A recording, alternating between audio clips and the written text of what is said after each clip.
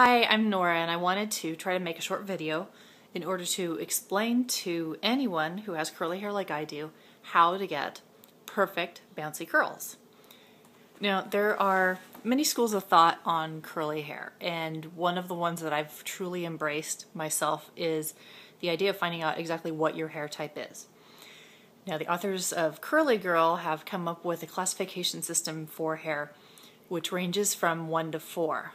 1 is straight hair, 2 is wavy, 3 is curly, and 4 is kinky. My hair type is 2, and I believe that I am a 2C, which is wavy heading towards curly. The first thing I do when I'm preparing my hair for curls is wash or cleanse with some product or other. And this could be either some kind of no sulfate shampoo, or sometimes I like to use a cleansing conditioner like some of the ones that are out on the product today. I usually also use deep conditioner at the same time after I've cleansed my hair, and this helps with the amount of frizz that I get towards the end. Once I get out of the shower, I don't usually towel dry in the way that people usually do. I will simply take my hair and I'll squeeze out as much water as I possibly can, but I'll still leave it fairly wet. The next thing I do is I like to add a product similar to this. And this is called Strictly Curls, and it is Moroccan oil for hair. You can see that the bottle is a little bit on the small side. That's because Moroccan oil is terribly expensive and it's not easy to get it in large quantities. However, that said, 4 drops is more than enough for most people and for most lengths and thickness of hair. The next thing I will do typically is I'll add something like a shine serum. And this is also called Strictly Curls. This is from the same line of products. Again, 2 to 4 drops, and this helps smooth the shaft even further. It does have silicones in it, I believe, and there's a little bit of controversy about whether or not you should use any products which have silicones. The reason being that it's harder to remove that substance from your hair once you've cleansed again. I have never personally had a problem with it, so I use silicones. I use a little bit. From then, you're going to want to use something that gives your style a little bit of hold. I love gel. Some people like mousse, I like gel.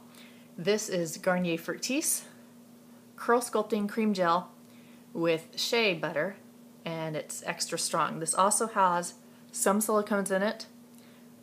Fine by me, works for me just fine. I don't have a problem with it. In fact, if I don't use silicones, my hair gets really huge.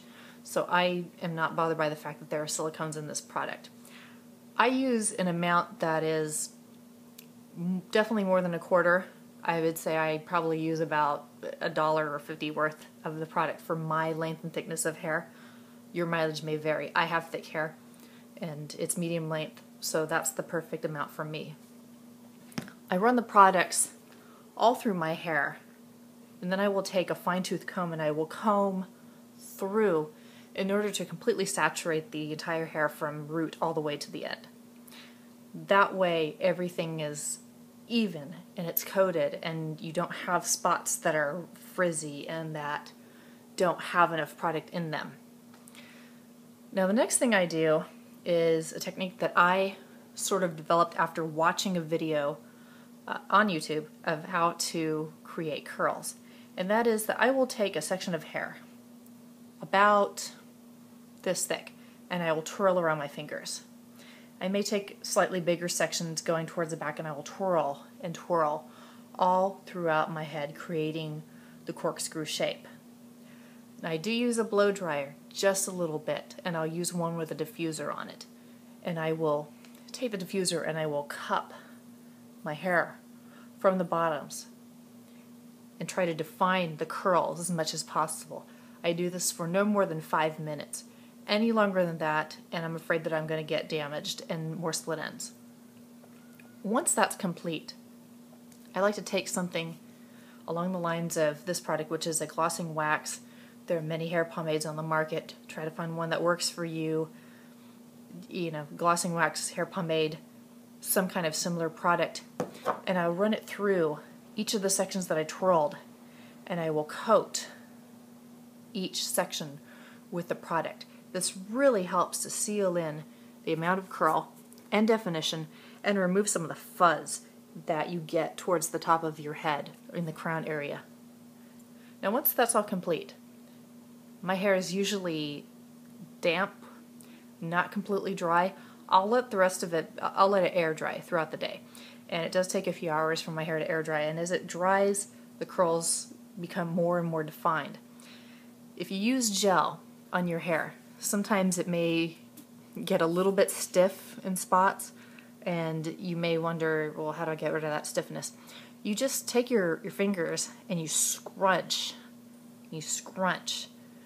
each section. And what this does is it breaks down the gel just enough that it gets rid of the crispiness and the crunchiness, but without losing the definition that you just worked so hard to create. Those are all my tips for creating really curly hair. I hope you've enjoyed this, and if you have questions, please let me know. Thank you.